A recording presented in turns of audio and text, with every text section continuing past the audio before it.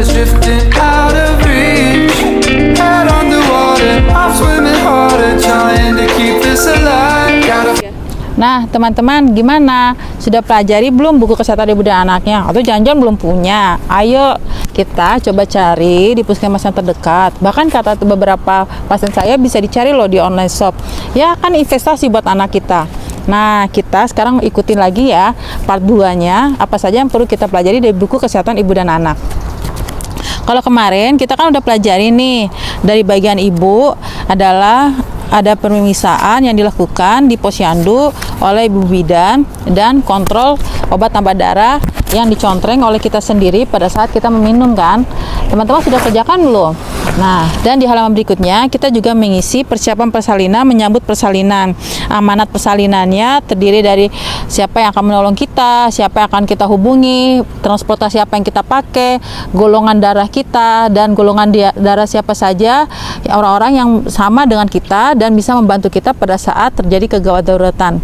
Gimana? Sudah diisi atau belum? Nah, jangan lupa ya, disetujui atau diketahui oleh keluarga atau suami atau orang tua, karena pada saat teman-teman dalam kondisi sakit perut, mana bisa teman-teman ingat apa yang teman-teman tulis. Nah, itu tujuannya adanya kesiagaan dari orang-orang terdekat di sekitar teman-teman atau teman-teman ibu hamil. Nah, baru nanti di puskesmas di halaman berikutnya akan memeriksa riwayat penyakit dari teman-teman. Nah, teman-teman harus terbuka apa saja ya penyakit-penyakit selama ini diderita. Saya banyak pasien ada yang menderita asma, mungkin menderita penyakit paru-paru atau alergi makanan. Nah, itu harus diketahui dari awal. Ada beberapa pemeriksaan yang mungkin juga diketahui dari awal, yaitu pemeriksaan darah, hepatitis B. Nah, teman-teman akan dicontreng sehingga pada saat melahirkan tidak terjadi kepanikan yang tidak perlu. Karena sebelumnya penyakitnya sudah diketahui dan sudah dikontrol. Misalnya penyakit tiroid. Nah, kalau penyakit tiroid sebaiknya sudah kontrol teratur dan minum obat teratur sesuai saran dari dokter kandungan dan kolaborasi dengan dokter spesialis penyakit dalam. Penyakit asma juga seperti itu, begitu juga dengan penyakit paru-paru. Oh ya, paling pertama sebenarnya adalah tinggi badan dan berat badan. Nah, beberapa ibu hamil suka kebingungan, berapa sih tinggi badan saya, dokter? Nah, lakukan di puskesmas atau di posyandu dan catat berapa tinggi badannya. Lalu berat badan yang diukur adalah berat badan awal sebelum kehamilan dan berat badan pada saat kehamilan trimester 1. Nah, setelah diukur, teman-teman juga diukur lingkar lengan atasnya. Lingkar lengan atas teman-teman itu akan dicatat apakah masuk ke dalam kondisi yang malnutrisi atau kurang energi kalorinya. Nah, sudah dilakukan atau belum? Yuk, sekarang mumpung masih diingatkan sama saya, dikerjakan ya secepatnya. Lalu, teman-teman akan dicatat riwayat kelahiran sebelumnya. Apakah pernah mengalami keguguran, apakah pernah mengalami penyakit hamil luar kandungan, atau pernah mengalami lahir mati atau kondisi di mana bayi yang lahir dalam kondisi tidak baik atau riwayat obstetriknya buruk.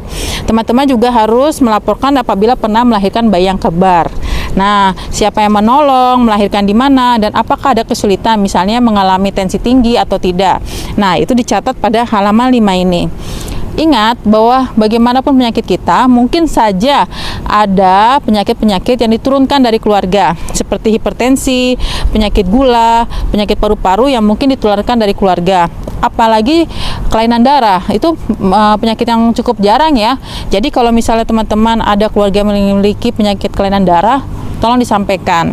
Nah, pemeriksaan khusus lainnya yang dilakukan adalah pemeriksaan inspeksi dan inspekulo atau pemeriksaan daerah kewanitaan. Apakah ada benjolan di daerah vagina, apakah ada keputihan yang berlebihan, apakah ada perdarahan, apakah ada penyakit kanker mungkin mulut rahim tapi juga disertai dengan kehamilan. Nah, itu akan dilakukan pemeriksaan dari awal kehamilan. Status imunisasi tetanus juga dikerjakan dan akan dicatat apabila pernah dilakukan.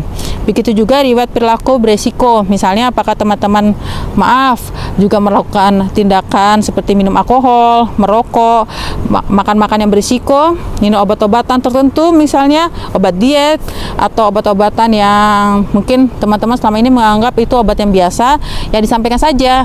Berarti obat tiroid misalnya, teman-teman punya penyakit tiroid dan biasa minum obat tiroid, ya disampaikan obat apa saja yang diminum. Lalu aktivitas fisik yang kurang, misalnya teman-teman merasa gampang kelelahan atau sering pingsan, ya itu bisa disampaikan juga dan dicatat riwayat perilaku yang berisiko. atau pemakaian obat-obat kosmetik, pemutih segala macam juga bisa didiskusikan dan disampaikan pada halaman. Way to you. Now that our love has capsized, capsized, capsized,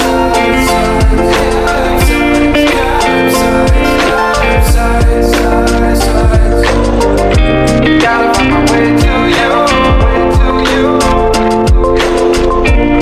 no matter what I do, gotta find my way to you.